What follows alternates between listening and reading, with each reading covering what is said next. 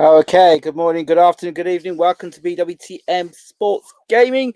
If you haven't subscribed already, please do smash the subscribe button. Also, we're now on Amazon TV. So if you've got a Fire Stick, download BWTM online. That on TV, that's on Amazon. If you've got a Fire Stick, if you have a mobile phone, you've got Android, type going to BWTM online TV. Again, that again is on Android phone.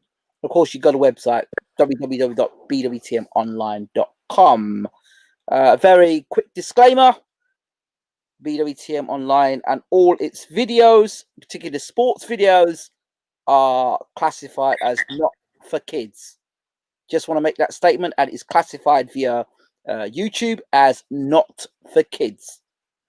Okay, I don't think I have to say any more than that.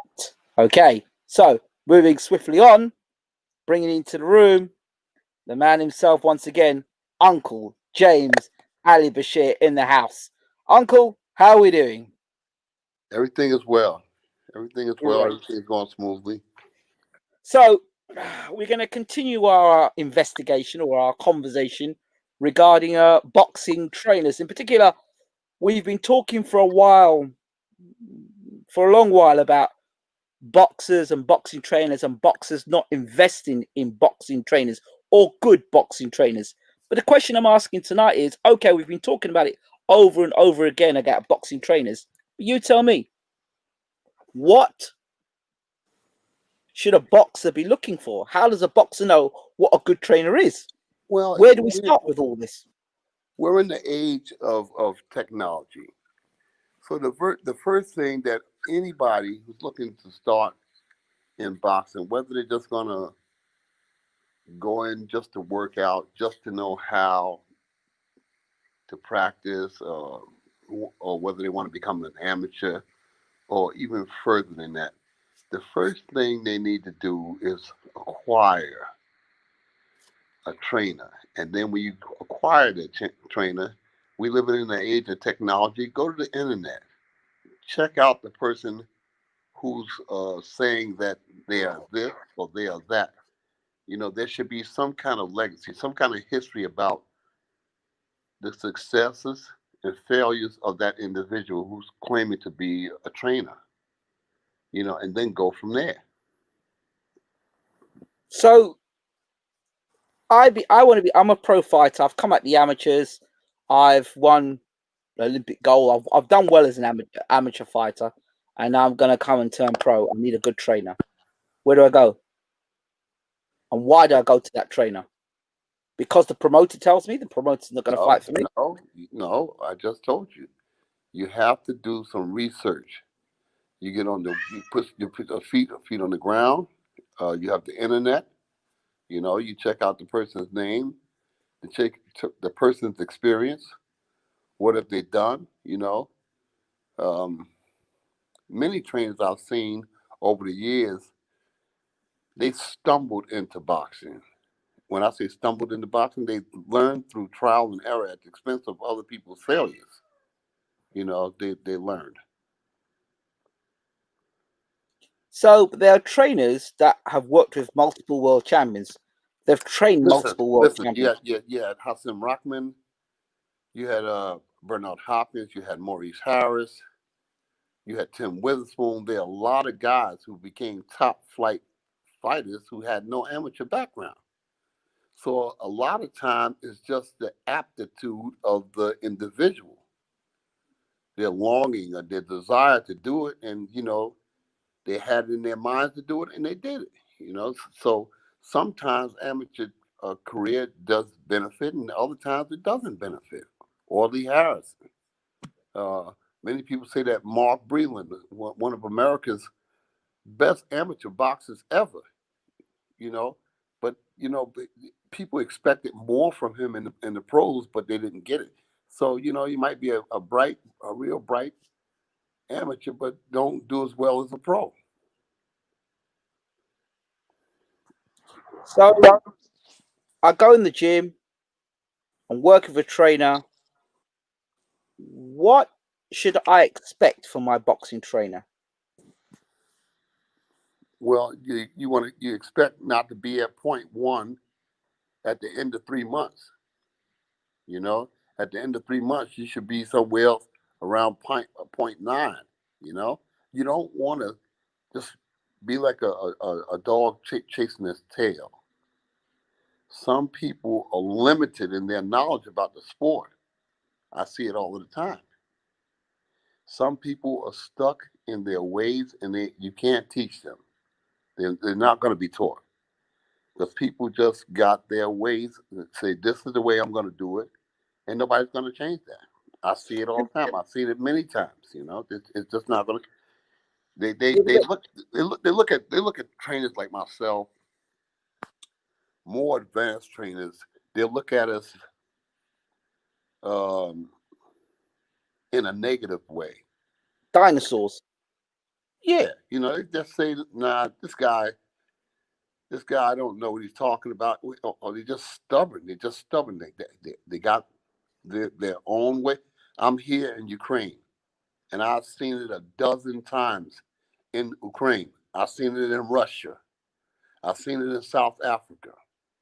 I've seen it in the United States. I've seen it in Australia. I've seen it in New Zealand. You know, I saw a lot of good, solid trainers in Panama. You know, a lot of good, solid trainers in Puerto Rico.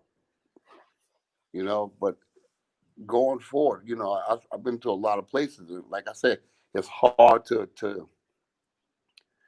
teach individuals, young individuals. These people that I'm talking about, these are young people, 30, 35, 40, 45, 50. You can't teach them nothing because they got their mindset. This is the way I'm going to do it. This is the right way, and this is the way I'm going to do it. And you're not going to change it. Like I said, they got this pity pad work, and they think that's uh, the key to boxing. They think that's the golden key that opens the door to boxing because they can do this fancy pity pad work, and it means nothing to me, and But it means nothing to pro boxing. but why do boxers think that that's the way for them to become champions of the world? Modern times. This is modern times. This we living in a time of uh, put it in a jar, shake it up, and I'm good to go. I'm ready to go. The average trainer that you come in contact with, the average trainer that people out there who are looking to learn how to box, the average trainer that you come in contact with, you might find one solid trainer out of 20. And if you ask the other 19, what is their longevity in the sport of boxing? How did they learn? Who did they learn from? What were their achievements? They say when they had maybe 5, 10 amateur fights, and that's the extent of their knowledge of boxing. But hold on, they will turn around and say to you, "Well, okay, the promoter says go with this trainer." So there's a lot of trainers in the UK that have come to success through like a fight success. For example, one guy who's been a multiple world champion or a world champion at different weights, he suddenly becomes a star trainer because he worked with a star fighter, but he's never worked Well, with a fighter from scratch. well, But in suddenly he's my the go-to mind, man to go to. in my opinion, Hmm. um, being a good boxer does not make a good trainer, and being a good trainer does not make a good boxer. You know, it, it's a fragile line between the two. I've seen a lot of good boxers that can't train, and I've seen a lot of trainers that couldn't box. They really couldn't box. They didn't know the first thing about boxing. So when you walk in a gym, you can tell them between a good trainer and a guy that's blagging his way through. What's the distinct difference for you fundamentally? What do you see that makes a good trainer? You say, "Yep, that guy's got it. That guy's a good trainer. That guy, he's blagging it. He's." I know, but I don't want to disclose that here now because when I disclose things, like I said, I don't come on your program to to train, teach to train, training. train. I don't, I know. no, I don't, No, but however, you I are don't you. train trainers. You know, I understand. no, And listen, no, what they're gonna say. No, what they're gonna say. what's that? When when I I knew that tell them anyway. that to think different, they're gonna say, "Oh, I knew that. I knew that Anyway, yeah, already." but hold on. Well, you've been saying this since 2013. Am I correct? You're not here to train trainers, correct? I'm not here to train trainers. Right. But you are here to answer succinct questions, and you are here to educate the public, which are being at this moment.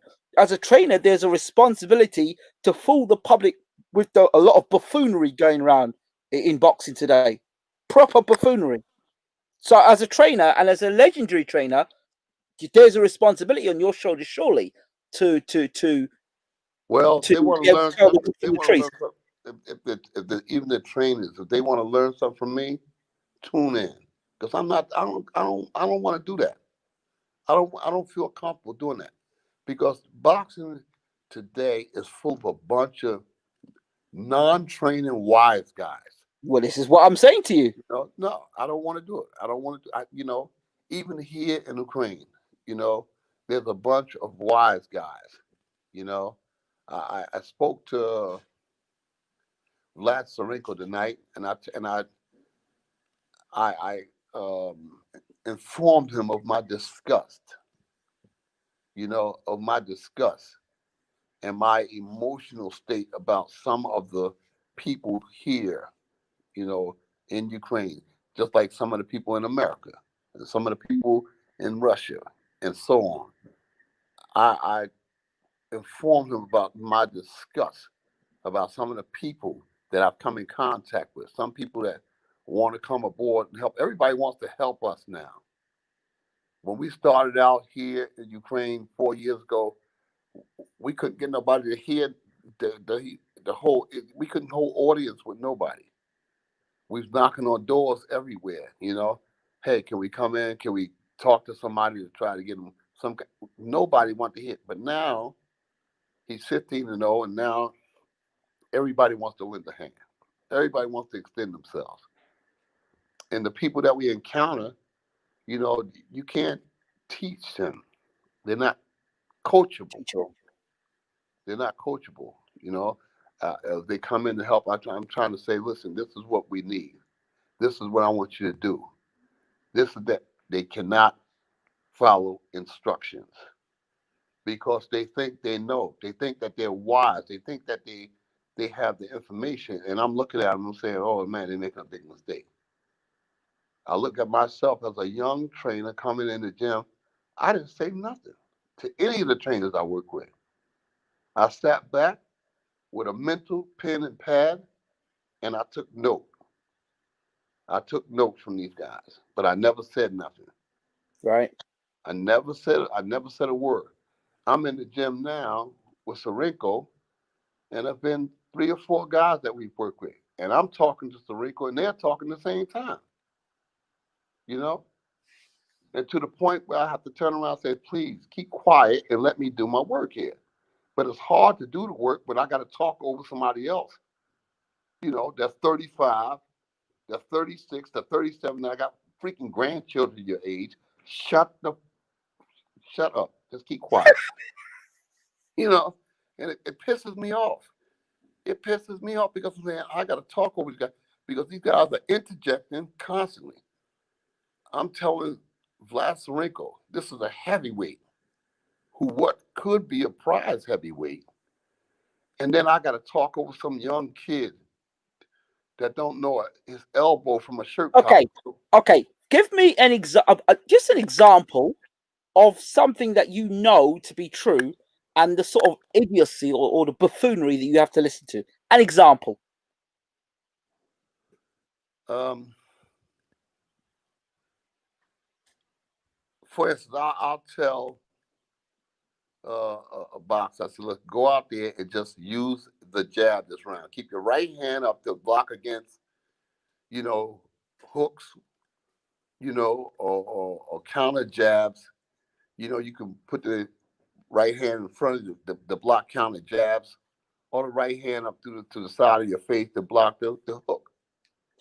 And the guy is it, many of the people that's supposed to be trainers, they're so emotional. If a guy lands a punch on the other guy, right away, go out, go.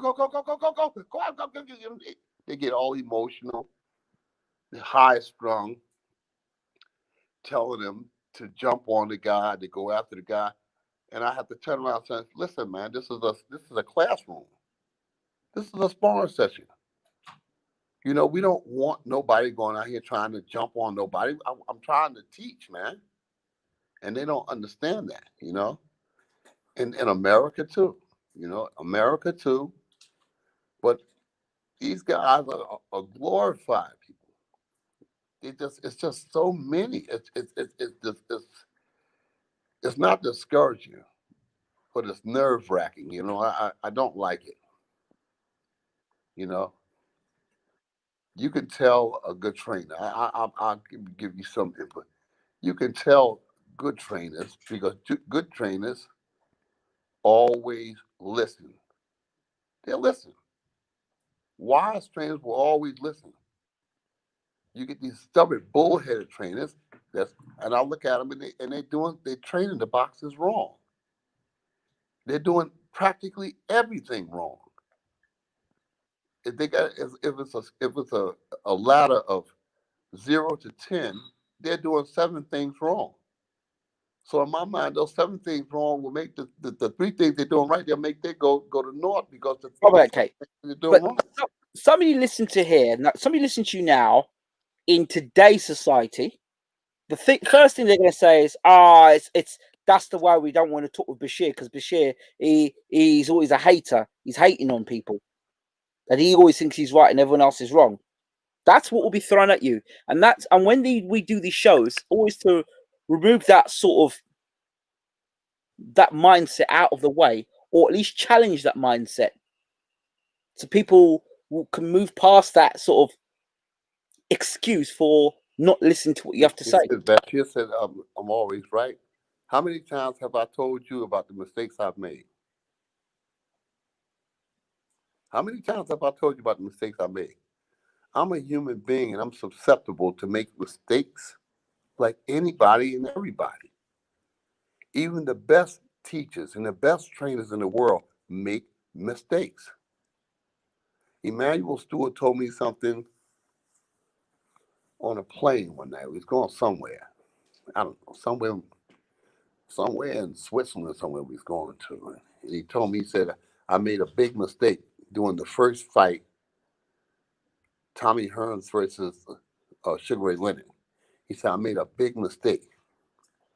And I said, yeah, what was that there? He said, always beware of the people who hang around the fighter when you're not around. I said, okay. He said, I had Tommy Hearns doing his runs, working out in the morning, and later at night, he had people in his ear telling him that he had to keep running to keep making the weight. Because Tommy was a big welterweight. He was a tall welterweight. But he was walking around 160, 161, 159. So he had people that was telling him that you got to run twice. And Emmanuel said that he was in shock. He was in shock when Tommy got on the scales the morning. I think that it was it was the same in those days. It was the same day weighing. He said that Tommy got on the scale. He was 146 and a quarter, 146 and a half, or 140. Whatever it wasn't to his liking. He was too thin. He was too light. So I think it was a pound and a half under or something. It was 145 and a half or 145 and a quarter. But it wasn't to his liking. He wanted to bring Tommy Hearns in at 147 pounds. And he said that may have caused Tommy to fight because Tommy didn't have the energy to finish those last rounds. And if that was a 12-round fight, Tommy Hearns would have beat Ray Leonard. But it was a 15-round fight. So And that's where yeah, it killed him. yeah, it killed him. He was just exhausted. He was too exhausted to continue. You know. So you can't put a lot of stock in the 12-round fight because I mean Ray Robinson, he lost the fight because he was exhausted. Hmm. So a lot of times you get exhausted when you lose the weight problem. So whatever the case was, everybody makes mistakes. I'm not trying to be a know-it-all. I can learn something. What did I just tell you? I said a wise trainer is always willing to listen. I'll listen to anybody. So, all right. So, who do you listen to, or who do you watch, or who do you get inspired by? Young trainers today. Are there any trainers that you look at and go, "Yeah, I like that guy. I like how he moves. I like the way he goes about his business." Yeah, it's a few guys, but most of the guys that I really idolize, they're dying. They're dying or they're dead. You know, So, name them. I like Eddie Futch because he was Yeah. so humble and so rational. He wasn't a braggart. He wasn't a boaster. And he wasn't arrogant. Uh, Lee Blackman, he's gone. Lee Blackman trained Trevor Berbick.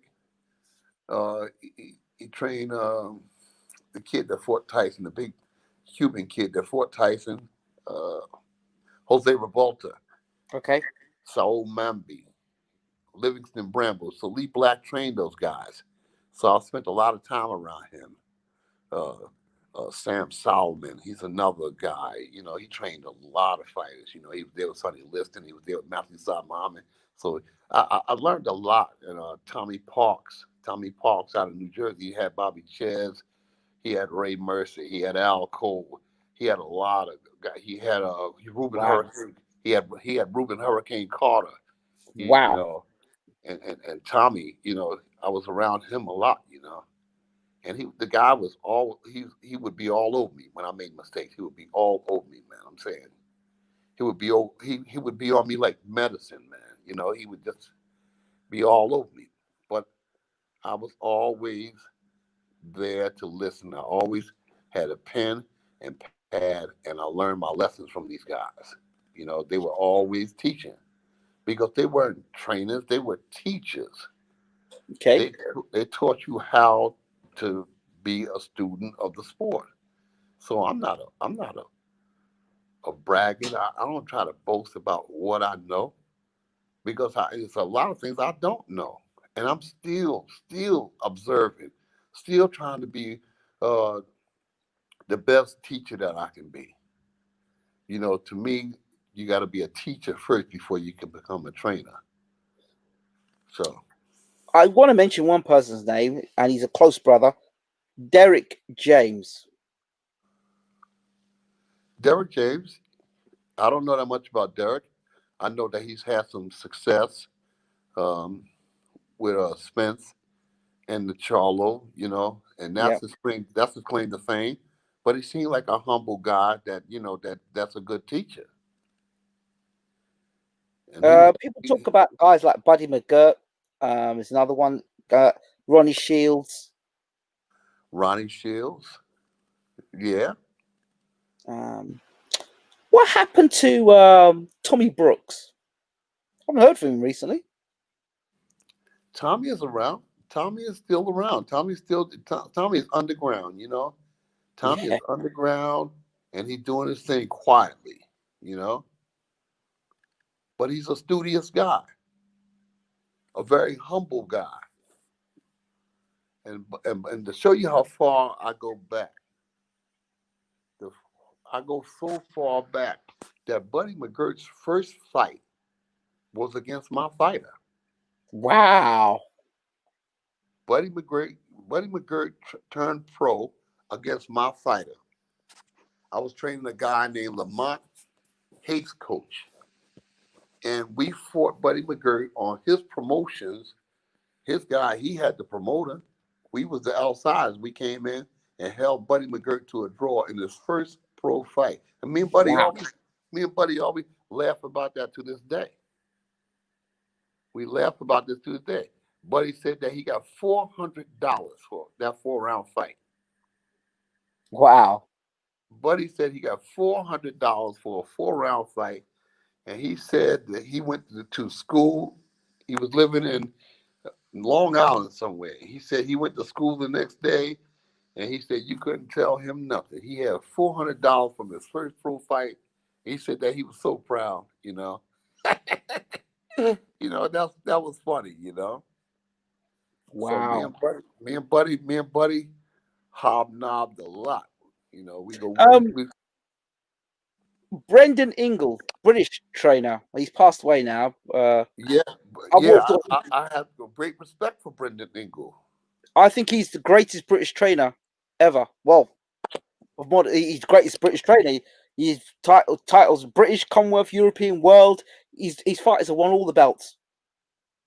He You and know. he and he brought Prince Nelson Muhammad. He made Prince Nelson Muhammad a star.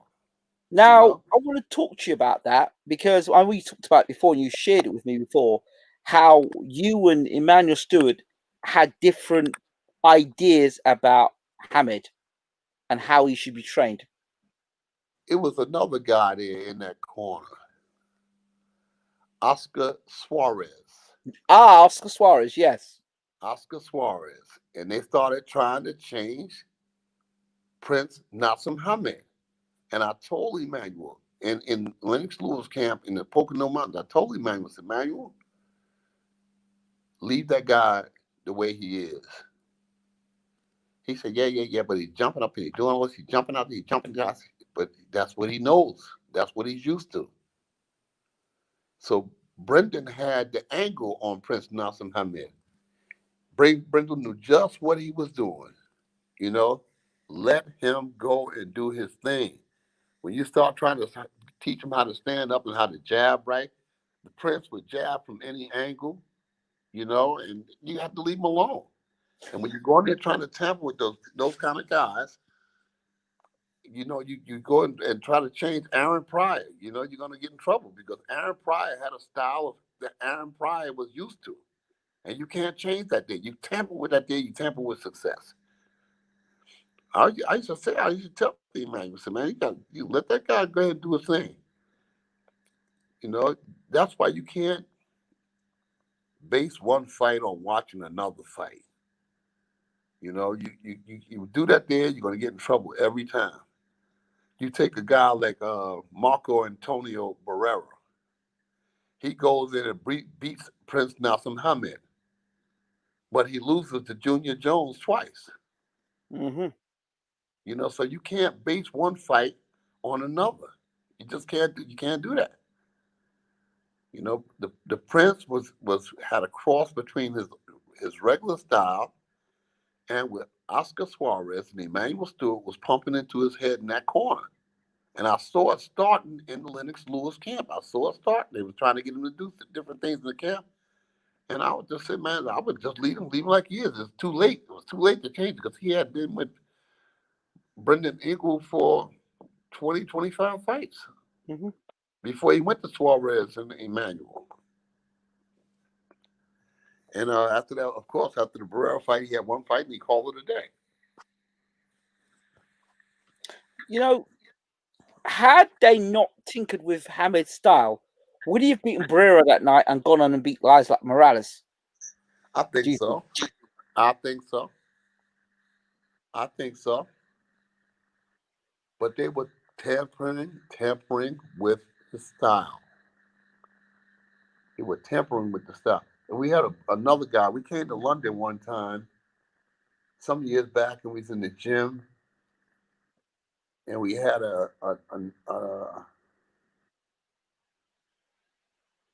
another guy. We had another guy from New Jersey. His name was Julio Aquino, and he was there and he was boxing Ricky Hatton, and they had some shootouts in that gym. They had some real shootouts in that gym. So every trainer is not for every fighter. Roger Mayweather, was it not Roger Mayweather? Floyd Mayweather Senior working with Oscar De La Hoya and then Ricky Hatton. And Well, asking you. he worked with them, but I mean, he didn't do. He didn't do. I mean, he didn't take nothing from them, but he didn't add nothing on to them either. It was just a marquee name with two good fighters, but nothing came of it. I mean, Well, all right. So Emmanuel Stewart, I'm not being disrespectful, but the trainer that he was, it seemed to be quite apparent that you had to be a proven fighter before you work with Emmanuel, for the most part. All these guys that got yeah, knocked out, got beat, yeah, yes, they get yes, knocked out and beat, and then Emmanuel would jump on and work with them. yes. And He some of never them he worked, touched Geordie Harrison. and some of them he worked with one or two times, and they moved on to another trainer. Like when Evander Holyfield got beat, He's with Chad Dawson. He's yep, with Miguel Cotto. yep. He was with Michael Mora. I mean, Emmanuel was with a lot of guys. He put his name on a lot He of was like labels. they're almost like the what a quick fit. I don't know if you call him quick fit. He was the guy you go in if your career was a mess. You go in and see him. You get knocked out. You get beat. You go and see him. He fixes you, sends you back there. You win a world title, and Emmanuel will get the rubber stamp afterwards for it. Have gun will travel. That's what Yeah, that's it. Emmanuel, That's it. Emmanuel have gun will travel. But he worked with some people one fight, two fight. He worked with Holyfield one fight. Yep. Holyfield went back and he beat Bogle to become champion again. Right. By the way, I thought Holyfield was on his way to knocking out Ridley Bowe in that second fight into the That's fan what I man. thought too.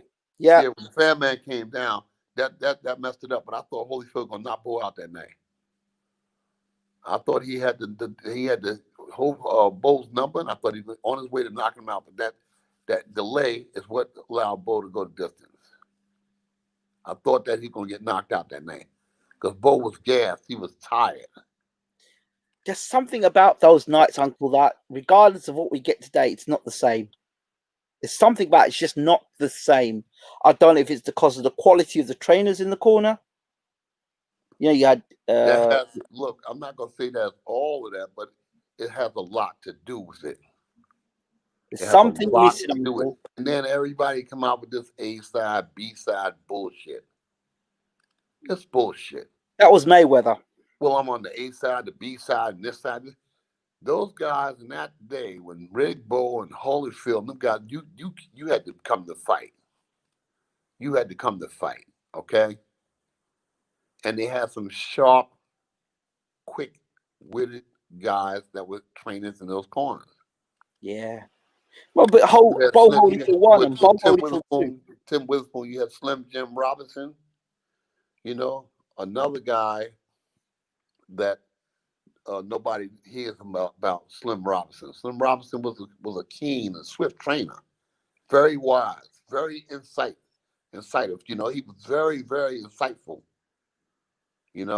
And these guys were top-notch guys.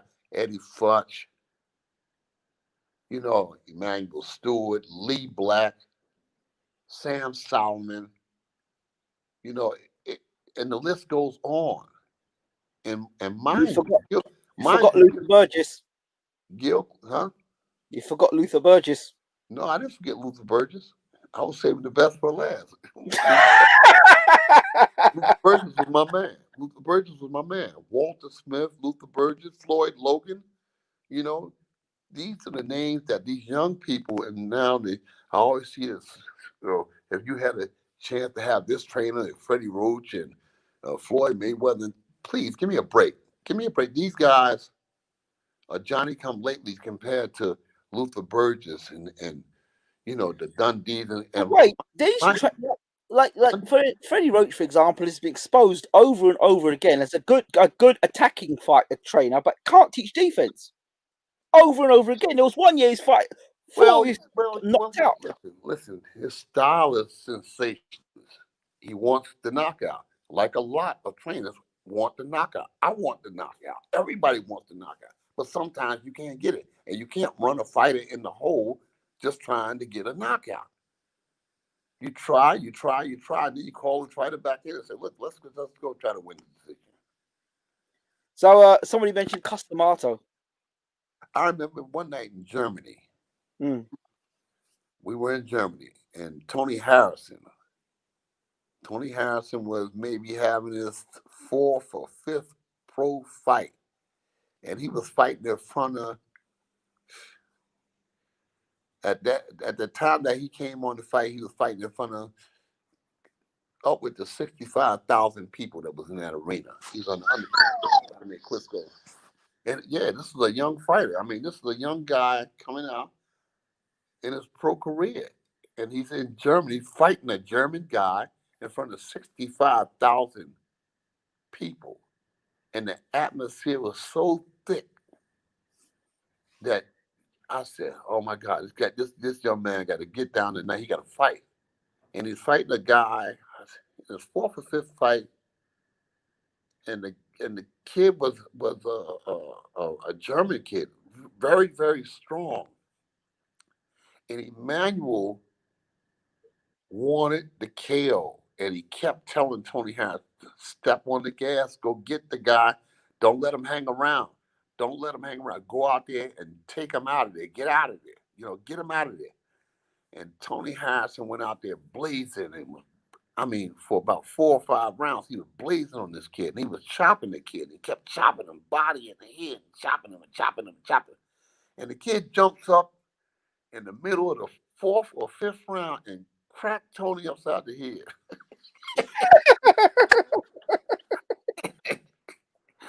And Tony started boxing.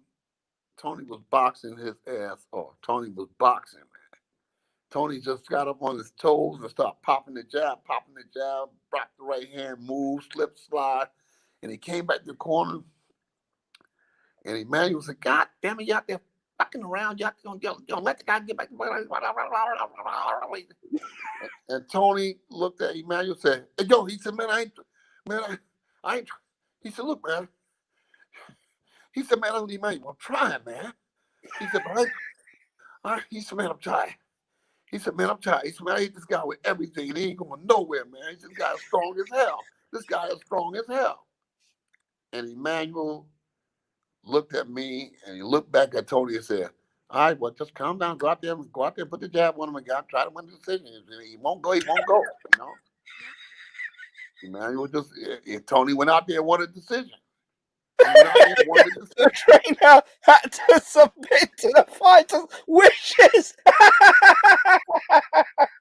No, because Tony got upset. He said, "Man, I ain't trying to run out. I ain't trying to get tired, man. I ain't trying to run out of gas out there, man." And Emmanuel just saw how angry he got, and Yes. he said, "Okay, you're going out there and box him.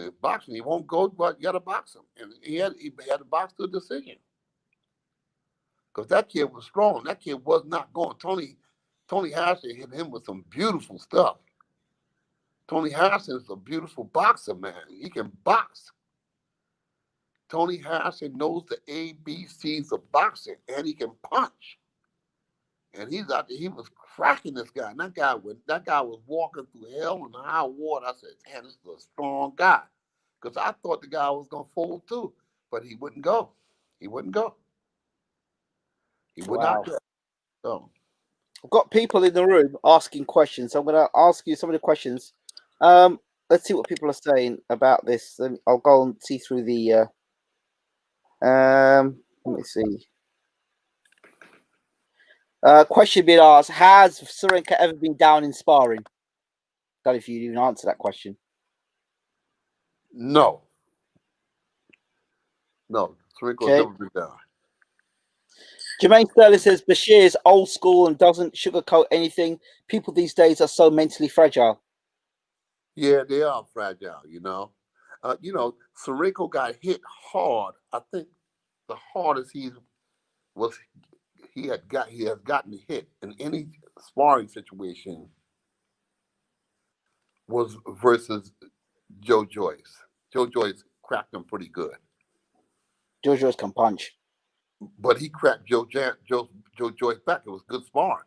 And they sparred for 3 days in a row, 6 rounds each time. And it was working.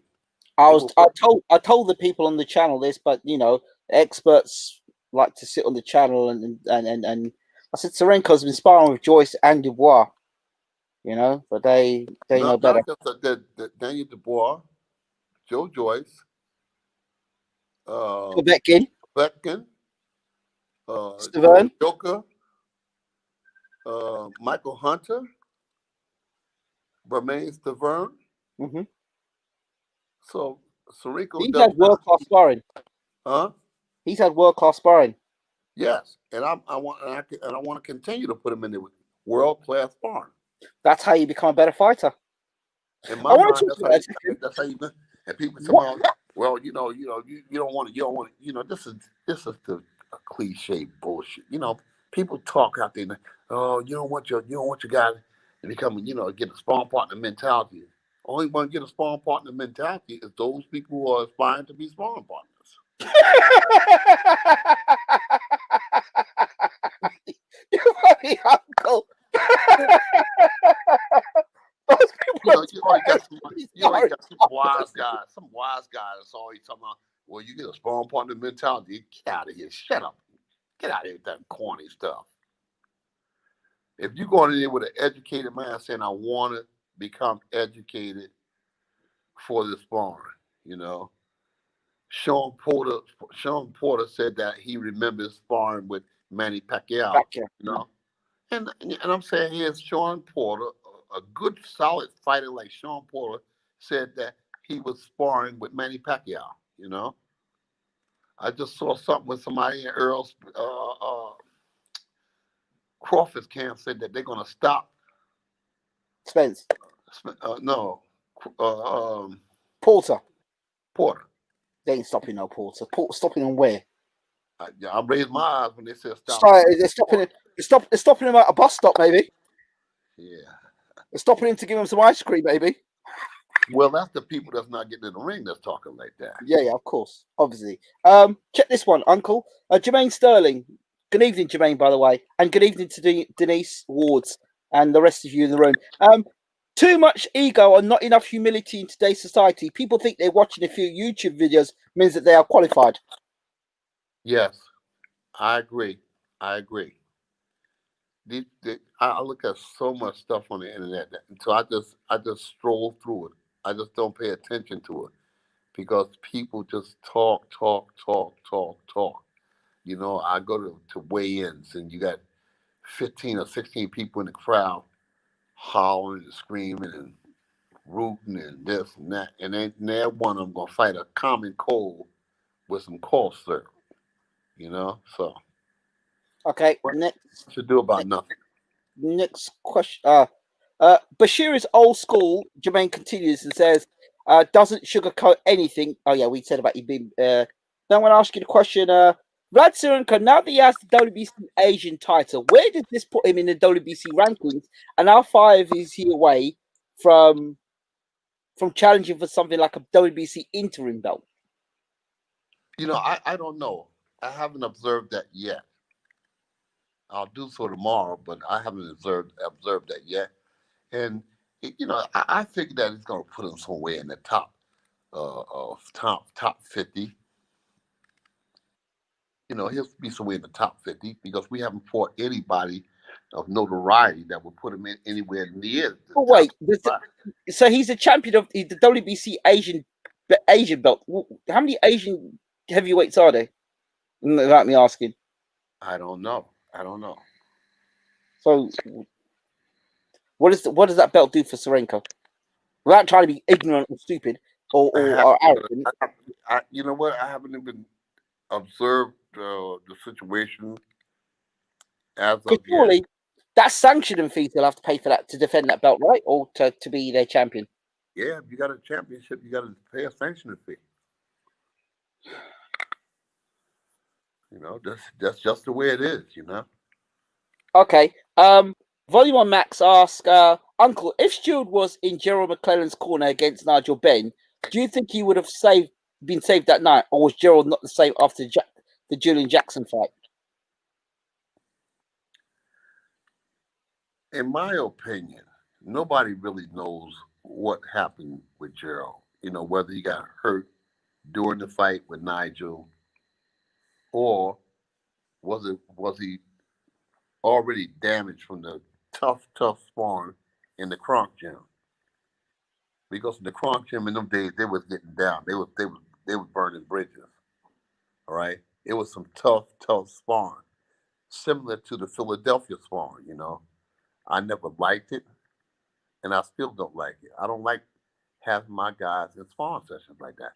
But it could have been a injury that was festering inside of Gerald all of the time.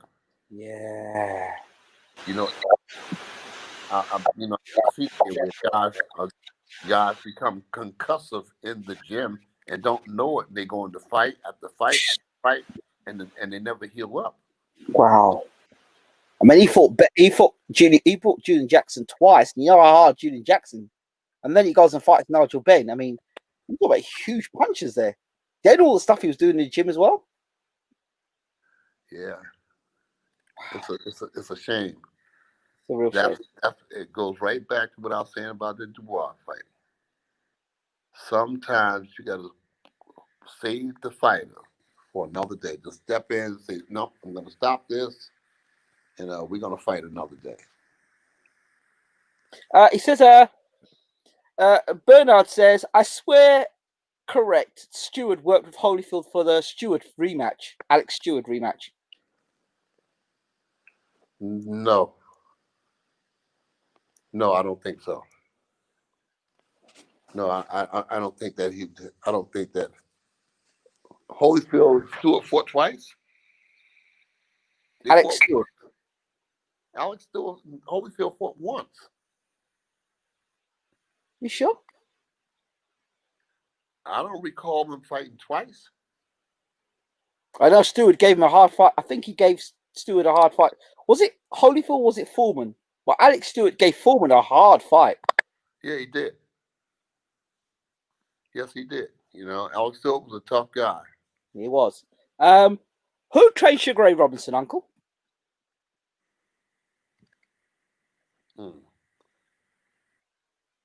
I don't know his name. You would have thought a guy like that would have got some sort of notoriety because he trained the great Sugar Ray Robinson. Yeah. You'd have thought so. Mm-hmm. And then they asked the question, That's why I say about, different halls of fame and stuff. I look at the Hall of Fame, the International Hall of Fame, and Canastota, New York, and they don't even have Herbert Muhammad, the manager for Muhammad Ali. What? No, he's not there. He's not in the Hall of Fame. Herbert Muhammad was the son of Elijah Muhammad. Yes. And he was the manager for Muhammad Ali all of those years. He's not in the Hall of Fame. He hasn't even been mentioned about being in the Hall of Fame. Damn. So I'm saying, hey, how could you have been the manager for Muhammad Ali? Right. So, what? Okay, so then he would be connected to Ishmael Muhammad, right? Brother Ishmael. Yeah. Didn't know that. All that time I was talking to that man. Herbert Muhammad was the son of Elijah Muhammad. Wow, didn't know that. And I spoke to Brother Ishmael when I went to Chicago, and wow, I didn't know they're connected that way. Wow. Yep. Well, that's something new I knew tonight.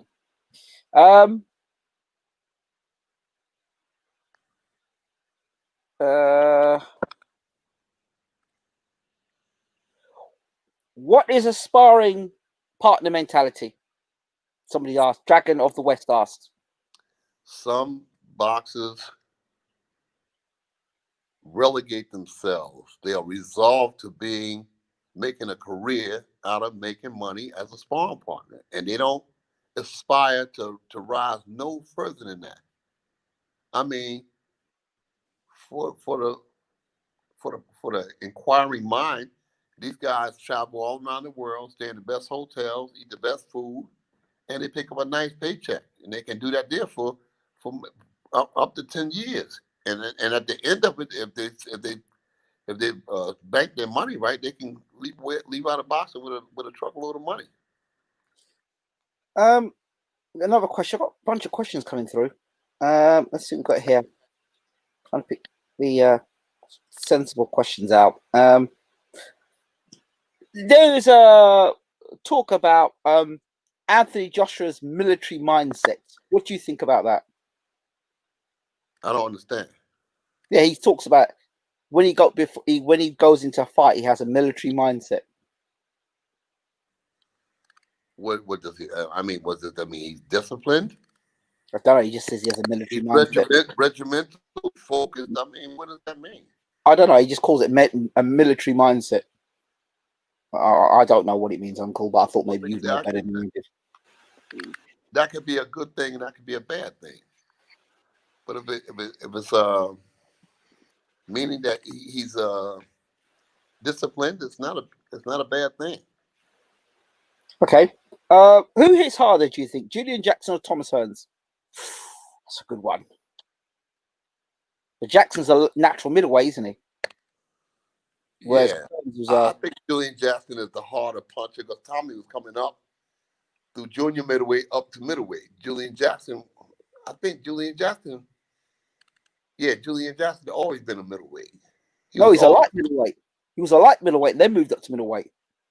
Yeah. I thought for a minute, that he was a junior middleweight. Yeah. I just don't recall him being junior middleweight. I don't remember him being the junior middleweight. Didn't he beat Terry Norris at junior middleweight? Yeah. Yeah. Not Norris at junior middleweight. And then he won the middleweight title, knocking out Harold Graham. Yeah.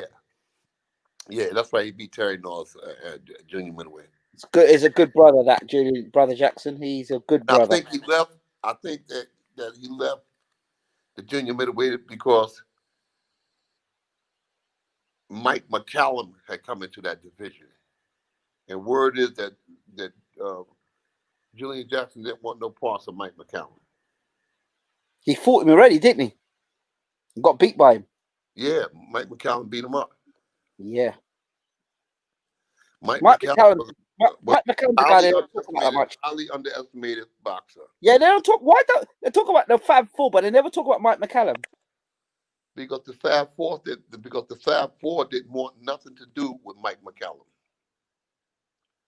Sugar Ray Leonard, Tommy Hearns, Marvin Hagler, Roberto Duran. None of them ever fought Mike McCallum. Would Hagler have beaten McCallum? Possibly, yeah. Or he might have got outboxed by Mike McCallum. But whatever the case was, he wasn't interested in fighting. Yeah, because Eubank didn't want Mike McCallum either. He didn't want no part of Mike McCallum, the body snatcher. A lot of guys never wanted to fight Mike McCallum. A lot of guys didn't want to fight him. I think he's a trainer as well, that Mike McCallum, isn't he? Yeah, I was in Vegas with him. We was in Vegas when I was there with Vlad Sarenko and Ron Visser. We was there in Las Vegas with him, and Mike was coming in every day. How is he as a trainer? How's he doing as a trainer? I heard some good reports from him. He's making a living. That's a good thing. He's been in Vegas for many years. He's making a living. Good fighter. Great fighter, in fact. Great fighter. And I don't think enough people see his praises. I was a bad man, Matt McCallum. Nobody. Ask yourself, how is it that Sugar Ray Leonard, Roberto Duran, Marvin Hagler, Tommy Hearns, Michael Nunn, none of these guys fought Mike McCallum? And he's right in the mix. But everybody conveniently stayed away from Mike McCallum. Okay. The 2021 inductees to the Hall of Fame, Uncle. Have you seen it yet? Some of it, yeah. I saw Layla Ali, Ann Wolf, Vladimir Klitschko. There was another young lady in the mix, Floyd Mayweather. And my boy Andre Ward, yeah, I saw it. What do you think? I think it's just. I think it's a just list. Hey, you've got to add Tony Belly to that list as well. Huh? I said, add Tony Belly to that list. Rocky Balboa's in there, isn't he? Yeah. Yeah, I like Tony Bellew. Tony Bellew had heart, man. I like Tony Bellew. Okay. In Yeah, terms of sparring and violence in the ring, which gym in the States is by far is most like the 70s and 80s Kronk gym? any gym in Philadelphia. What about the doghouse? Floyd's doghouse. It's a lot of rah going on there, but I mean they had some stiff stuff going on in that gym, in Floyd's gym. You can get some work in that gym. You can never get work in the gym. You know, it's wild in there, man.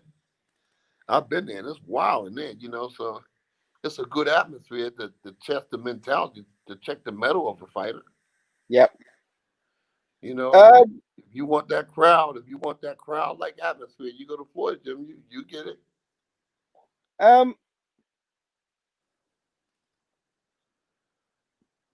Ask me, he said, Uncle, he says, seeing you walk out with Klitschko when he fought Eddie Chambers, the ring was one of the best I've ever seen. Seeing Uncle holding the Ring Magazine belt, how good was the atmosphere that night against Eddie Chambers? Oh man, when Vladimir Klitschko fought, it was always electric. It was always fun. Wait, Eddie Chambers was one of your fighters, wasn't it? Yeah, Eddie Chambers was one of my fighters. And who were you training that night? Who's calling you? Vladimir. You traitor! You traitor, Uncle! What happened there? What was all that about? I trained Eddie after that. Oh, you trained him after that? I trained him after that. But I thought you were working with Eddie before that. No. I trained. We was good friends. We were good friends, and me. And then after you got knocked out, you became better friends. So the knockout out your relationship. Look, Eddie got caught with a lethal punch. He tried to block the punch, but the punch came in just under the glove, and he got knocked out. Manuel Short got on him and told him, "Hey, knock this guy out." I remember Manuel going back when Klitschko go back to the corner. Eddie nearly went the distance. Eddie was beating Povetkin. Eddie was beating Povetkin and just closed up shop. A lot of times boxing is more mental than it is physical. And then he's like gone away like a thief in the night, Eddie Chambers. He was just there 1 minute and then just gone. Yeah, Eddie has gone away. I done begged him a couple of times to come back, but he got married and stuff, so I guess that's it, That's it. That's it, folks. And Eddie can box, man. He can box. He can box. I asked Chris Bird who'd win a fight between him and Eddie Chambers. He said that he'd beat Eddie Chambers. But of course he would. I don't know about that.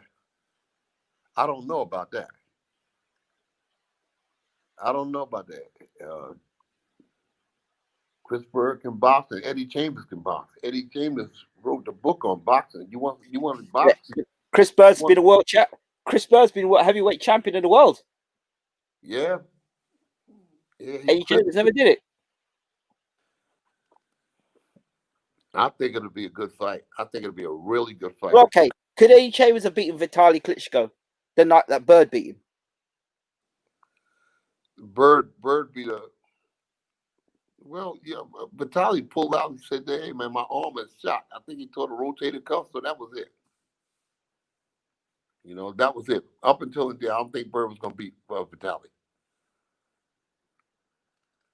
When that rotator cuff go, that's it. Game over.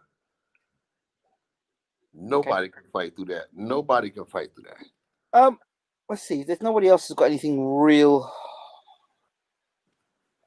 Your favorite boxing movie? I enjoy the fans' question. I enjoy it. Let go ahead. What's your favorite boxing movie, Uncle? My favorite boxing video? Yeah. Creed. Joe Frazier versus Muhammad Ali 1. That's not a movie, Uncle. That's a fight. Oh, you said the movie? Yeah. Like I'm we were. not. Ah, What about the videos don't. It's just not realistic enough. I don't like watching no. when we were kings? The one with the Ali, we were kings. Yeah, that's oh yeah, that's good. That's like a documentary, you Yeah, know. yeah, yeah. Well, that's good, though, isn't it? Yeah. That was nice. That was nice. Have you ever seen Midnight Sting by any chance? Who? Midnight Sting. I'm It not was in the familiar. 80s. They had Midnight Sting and Great White Hope. I just wasn't big on boxing movies. It's just too unrealistic for me. One was with Luke Gossett Jr. Like I said, I'm not. Hey, let's talk about something else. I'm cool. Right, let me ask you something a bit more serious now. Somebody asked, so Uncle, you're not a fan of Rocky then? Huh?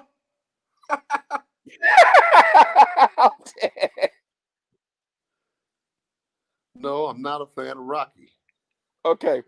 Bashir, have you any advice? My slip disc, my back went last night. I can't move. Oh man, I'm gonna tell you something, man. Go see a chiropractor. Go see a chiropractor. Because man, I had what they call many years ago. They had what they call a myelogram. A Also wanted to myelogram.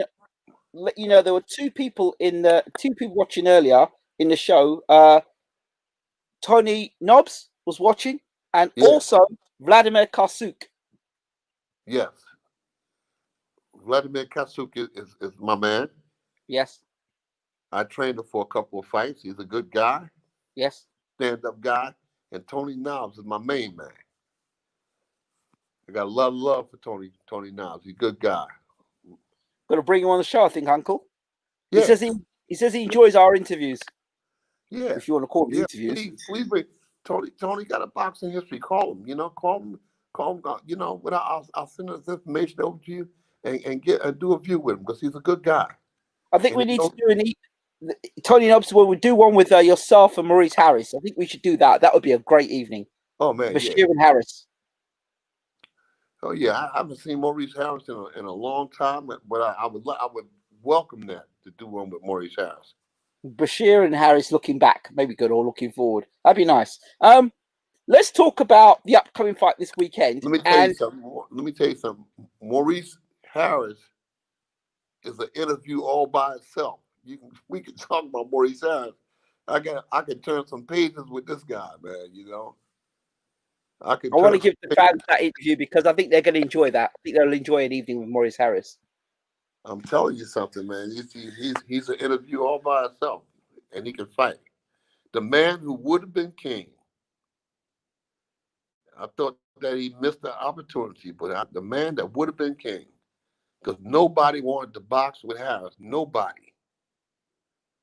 I was in Florida one time, and we was preparing to box Professor Kendall, and I asked for some work for the box with Hassan Rockman. Hassan told me, "I'm not boxing him."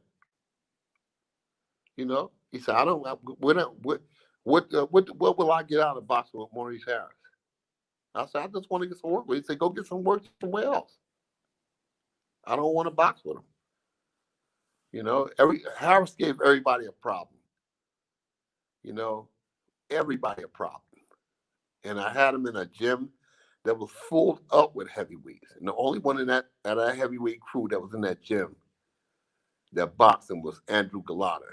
And Andrew, when they saw what Maurice did to Andrew Galata, they said, everybody else said, nope. Jamil McCline, Hassan Rockman, David Tour. Oh, man, it was the who's who of heavyweights that was in that gym. Marciano's in Jersey City. And everybody was there, and nobody wanted to box Harris. We just go in there, hit the bag, skip rope, do pads and stuff, but nobody wanted to box with Harris. So he was the guy, the man who would have been king. I thought that he was a shoe-in to win the heavyweight championship.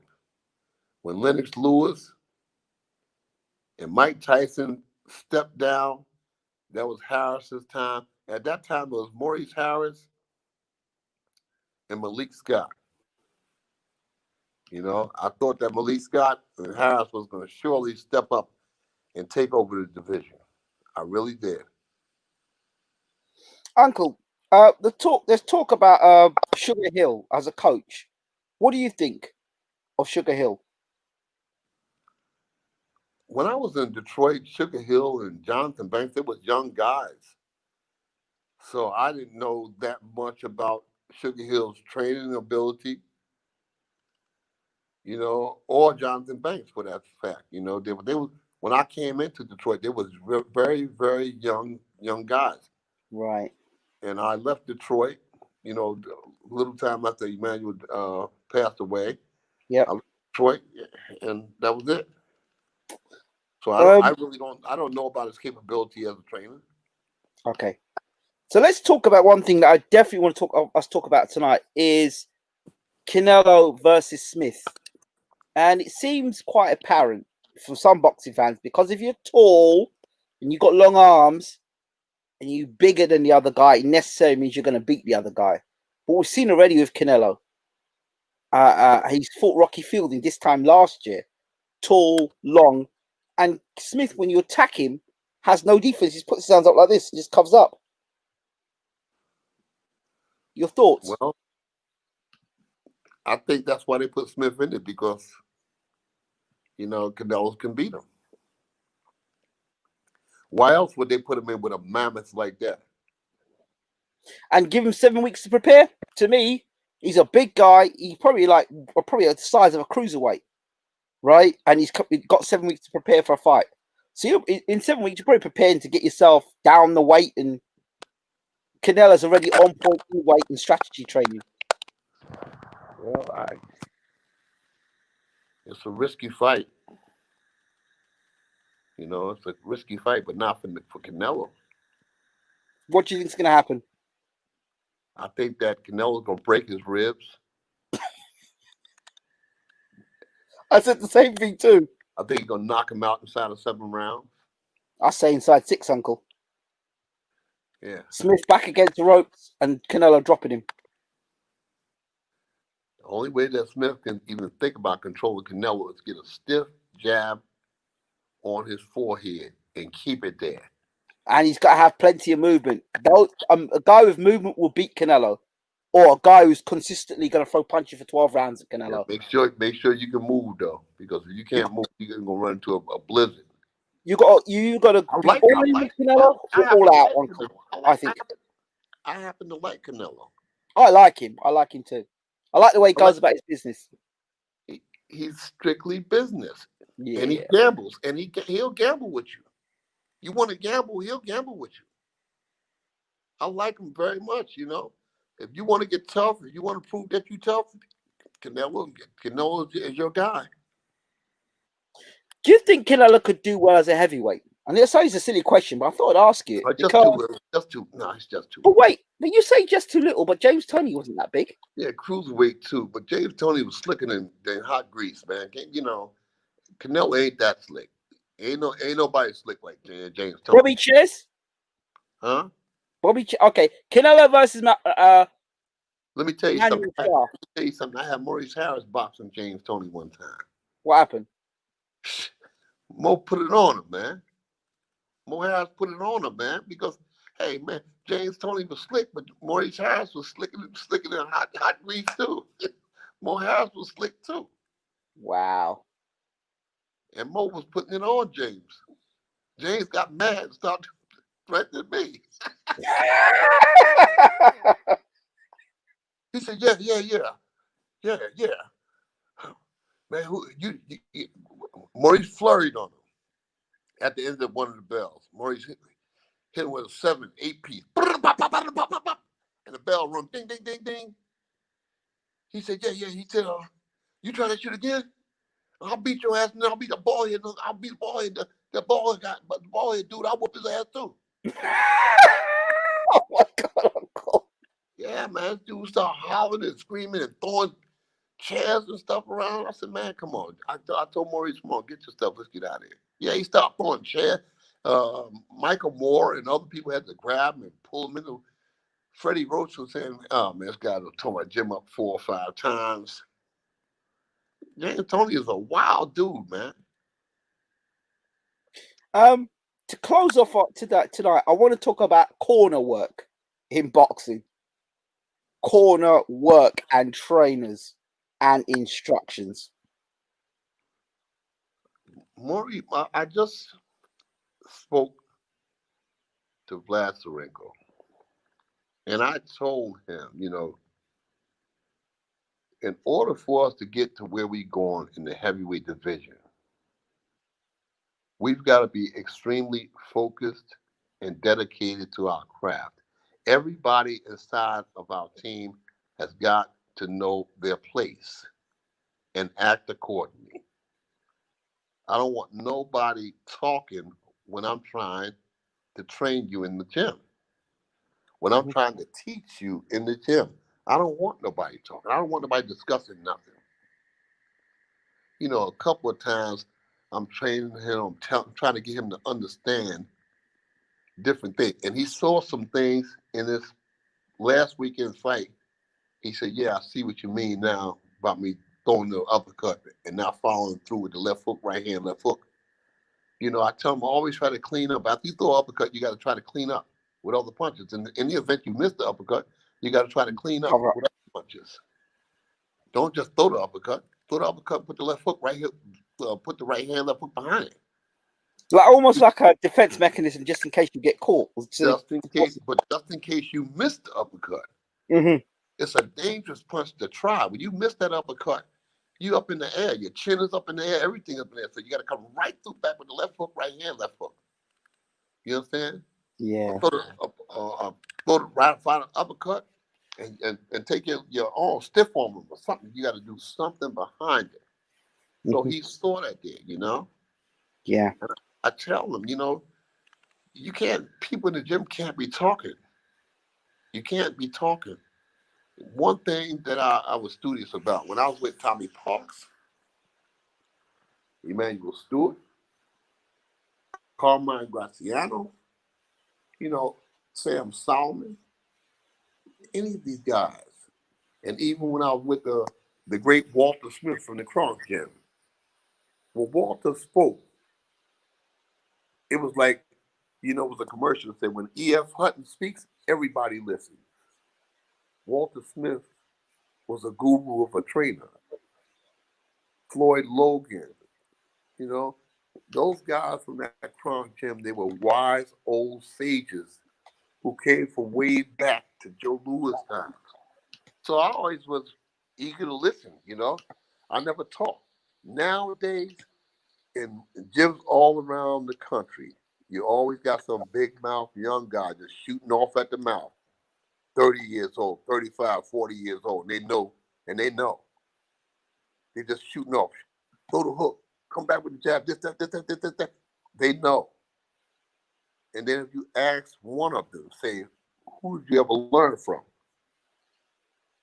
And the room will go mum. Who did you ever learn from? What coach ever trained you? Who ever told you anything about boxing? How did you learn about boxing? But they always got their mouths open. So I told Matt Frank, I don't want nobody here talking, man. Everybody need to keep quiet and let me teach. When I come in the gym here, there's nobody in the gym. There's nobody in the gym that can equal the legacy that I have in the sport. And it's not being arrogant. It is what it is. It is what it is, and I command and I demand respect. If you want to learn something, sit back and watch, and I'll show you some things. Like I said, I'm not going to be here forever, and I would love to teach people about boxing. So after I'm gone, that my tutelage will live on through them. But I don't want to teach wise guys, smart asses. Get out of here with that shit. And I told them, hey, man. I think, Uncle, I told you before, and I told you again, there needs to be an Uncle Bashir Academy, and a bunch of young people to be taught that appreciate your legacy. and to take your legacy forward? Well, you know what? Vlad was talking about me opening a gym here in Ukraine. I said, Vlad, I don't know. I don't know because these guys here, I've taught some guys here, and I watched them train other guys, and I said, they're doing the same stupid shit that I taught them not to You know do. what? You know what? It sounds. I'd love to see you set up a gym in Africa. A boxing gym in Pardon me? Africa. A boxing gym in Africa. It's you. The best fighters in Africa could come to you in Africa and work with you. That'd be amazing. But you know Africa already because you've been in South Africa. Yeah. I was in South Africa. But South Africa, in my opinion, is out of control. Yeah, it is. It It's is. out of control. Like a place like It's not. a place like I don't know. I don't know. I like what Staverne's doing down in Haiti as well.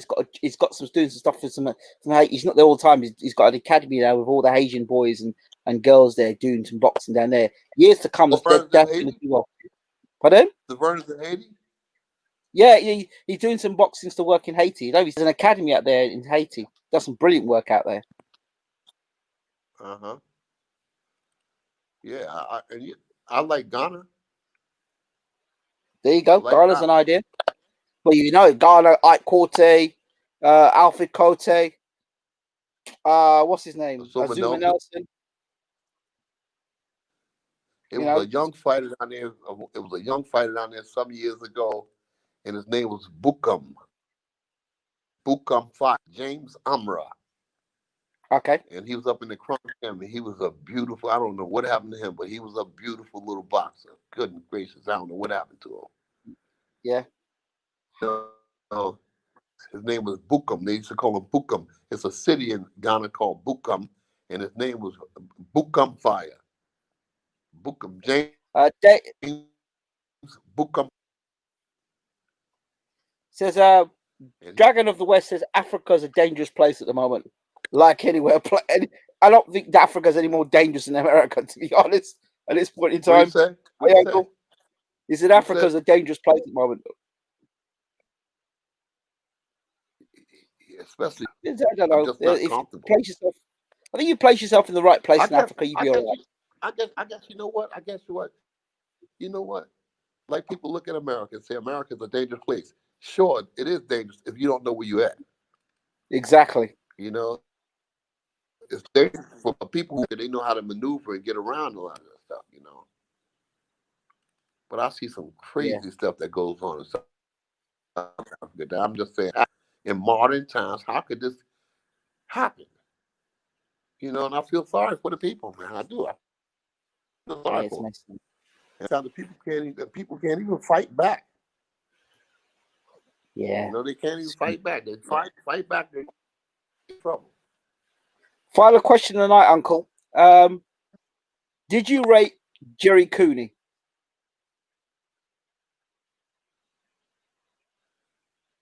Yeah, Jerry Cooney can fight. All right. Jerry Cooney can fight. I just thought that every time he stepped up, he got broken up, you know? I mean, George Foreman broke him up. Larry Holmes broke him up. Michael Spinks broke him up. He just couldn't beat the big guns. And Michael Spinks was supposed to be a gimme for Jerry Cooney. They chose Michael Spinks because Mike was so little compared to Jerry. They figured Jerry was going to go in there and knock Michael out. And the opposite happened. Michael dressed him up and knocked him out. Wow. So I mean, Jerry couldn't. Yeah, they thought that they had a gimme with Michael Spinks. But Michael Spinks was a dangerous puncher, man. Yeah. Michael Spinks was one of the most nervous guys I've seen. But he'll wipe the smile. He wiped the smile off your face, man. You mess around Michael Spinks, you get your ass whooped. Spinks or Holyfield? Right. Which one? Spinks or Holyfield? I think Evander beats Michael Spinks. But having said that, I think that Evander would run into a lot of stuff because Michael was cagey and sneaky. You know, he was sneaky boxer. But I just think that Holyfield was a little bit too rough for Michael. And Yeah. Holyfield would take the fight to the inside of Michael. But having said that, Michael could give a lot of problems to Evander. Yeah. All right, Uncle. We're going to come to the end of the show. Do you have any final thoughts for today? Listen, to all the people out there who are thinking about boxing, observe who it is that you want to teach you. Because everybody is trainers now, but there's no teachers. Nobody is teaching. Nobody has dealt the ABCs of boxing. I remember learning to box, and my trainer would put me in a corner by myself for moments and moments and moments on end. I say, my God, when am I going to box? And he had me over there just jabbing, jabbing, hook, jab, hook, Yep. Yep. jab, hook, Hmm. hook, jab right hand, jab right hand. And I said, man, I'm tired of doing it. Sick and tired of this here. I'm a young guy, and I'm frustrated. I want to get in. I want to get in. I want to box. I want to make some contact. Hmm. But for 6, maybe 7 months, he had me in that corner. I was at my wits end with that stuff. I said, man, I'm tired of this shit. I want to box. But as it turned out later on, that discipline thing that he had me doing in that corner turned out to be a lifesaver when I did start boxing because it became habit. He knew it would become habit. That's why he had me doing it. So for all the people out there that's trying to observe boxing, whether you want to just do it recreationally, whether you want to pursue an amateur career, chose your trainers wisely. Observe what they get from their brain. You know, um, you got so many innuendos about boxing. You got to do this, you got to do that, you got to do this, you got to do that. You look at guys like Gil Clancy, Angelo Dundee. These guys never put on a pair of gloves in their lives, but they were outstanding trainers. They never put a pair of gloves on in their life. And a few other trainers, they didn't box nowhere, but they had binds. I hear people say, "Oh, well, if you ain't box, how can you tell me?" I said, that's not true. That's not true. Most of those guys out there did not box. They just taught boxing, and they became masters at it. So I'm just telling all the people out there considering getting involved in boxing. Just shows your teacher, you know, you got to chose a cheap teacher, not trainers. Teacher that starts from scratch with you, that's going to be patient with you, that's not going to throw you in. Because a lot of times these guys, you see them 2 years later, and they're at the bubblegum machine. They can't spell their name. You know, so just take your time, observe, do all the invest can, being chosen a trainer. You know, and don't choose them because they look good with hats or anything else like that. There, you got to choose them for what they bring from their mind, from their brain. Uh, it was a blind trainer some years ago. He was a blind trainer, and he trained some pretty good fighters, and he had no sight. Well, he had maybe 15% sight, but he was legally blind.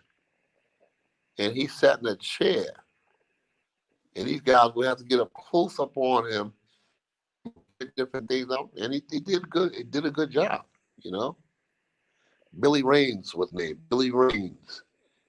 He was smart. He was smart. He was educated. Everybody liked him because he gave sane, sound advice. So when these people don't want to go out there and box, just choose your teachers wisely. And if you observe and ask questions from these, most of them don't know Jack. They don't know Jack. Okay, Uncle. We got an upcoming date with Mr. Maurice Harris, huh? Sounds good. Let's make it happen. He's one of my prize students, man. Pissed me off. Okay. He pissed me off, but I'm telling you, he was a hell of a boxer. He was a hell of a fighter, man. A hell of a fighter. I came that close. Man. And if you ever talk to Lennox Lewis, if you ever talk to Latimer Klitschko, if you ever talk to those guys, you ask them about, and if you talk to Mike Tyson, you ask them about Maurice Harris, and they're gonna tell you. They're gonna tell you because they all been in the ring with him. They all been inside that ring with him, and they know what he brought to the dance. And he wasn't no big heavyweight. Latimer Lennox was much bigger than Maurice Harris. Maurice Harris was one of the small heavyweights, 6'4", maybe 218, 225. That was it. And the guy was a genius. He was a genius in that ring. Yeah. The man who would be king. That would be a good title. Uncle, once again, thank you so much. Okay, I look forward to it. Take care. Speak to you soon. Good night. Good night.